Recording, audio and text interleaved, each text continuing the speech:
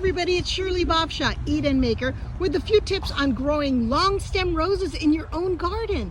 Aren't these gorgeous? Now I wish I knew the name of it, but that doesn't matter because the tips are good for all of them. Now the first thing you want to know is that long stem roses grow from a type of rose plant called a hybrid tea, like drinking tea, hybrid tea rose, and they grow on these beautiful long stems as we would expect.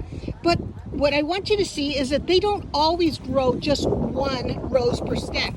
Here you can see a cluster of roses surrounding this beautiful big head. Now here's a tip.